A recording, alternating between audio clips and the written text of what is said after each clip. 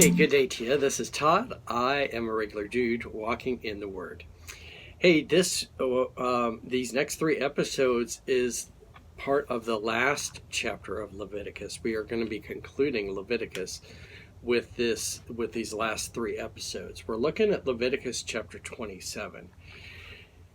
Leviticus concludes really with a section on keeping your promise. Okay. And then it talks about the tithe at the end.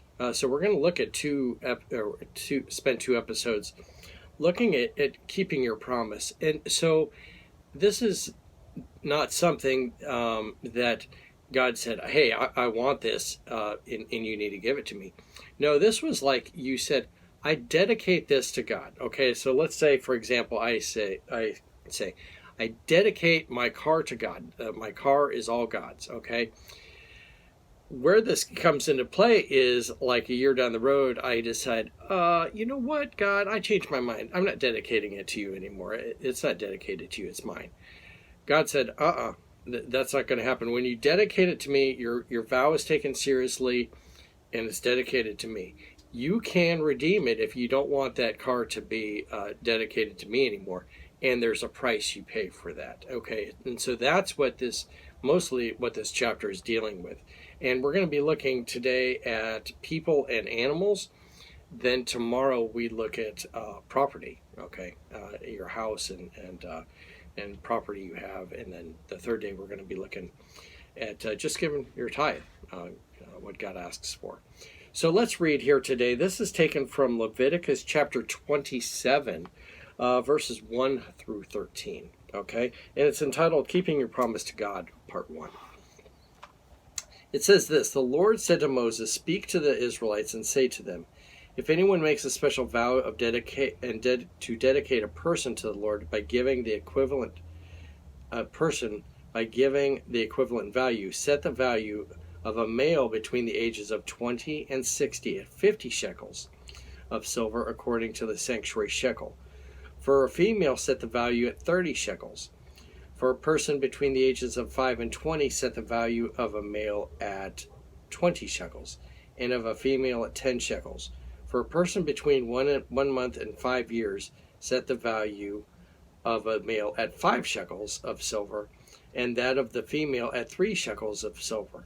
For a person 60 years old or more, set the value of a male at 15 shekels, and of the female at 10 shekels. If anyone making the vow is too poor to pay that specific amount, the person being dedicated is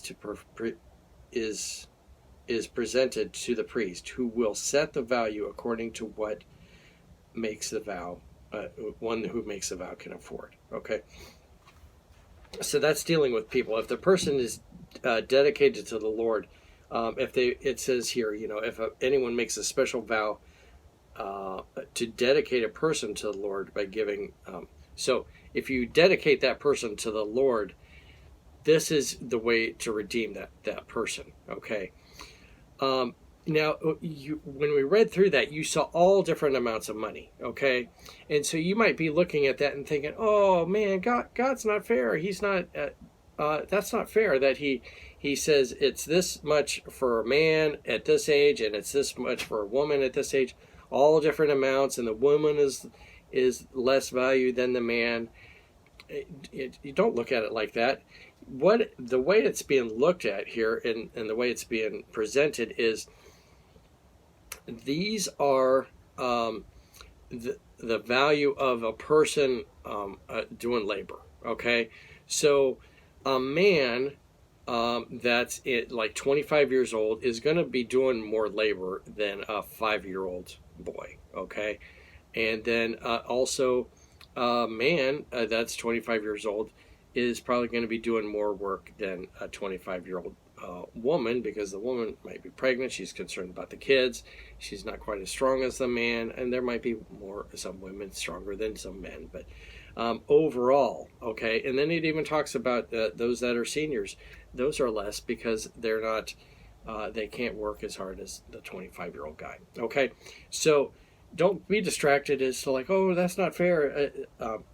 It's just the way it was set out. The value of the working person, what that person could put out. Okay, you do the same thing today when you're hiring employees and you have a guy that's experienced and can run a whole crew rather than a guy who has just started working and he doesn't know what to do. They're paid different, and so that's what this is all based on. Okay, so yeah, again, don't be distracted about the amounts. The important thing to look at is if you wanted to be redeemed out of being dedicated to the Lord like that, there was a price that had to be paid for that to be done. Okay, let's keep moving on here. Verse 9. If what they vowed is an animal that is acceptable and is an offering to the Lord, such an animal given to the Lord becomes holy. They must not exchange it or substitute a good one for a bad one, or a bad one for a good one. If they substitute one animal for another, both it and the substitute become holy. If what they vowed is ceremonially unclean animal, one that is not acceptable as an offering to the Lord, that the animal must be presented to the priest, who will judge its quality as good or bad. Whatever value the priest then sets, that is what it will be. If the owner wishes to redeem the animal, a fifth must be added to its value. Okay, so and again, so the value was not like this animal is worth $100. I have a sheep here.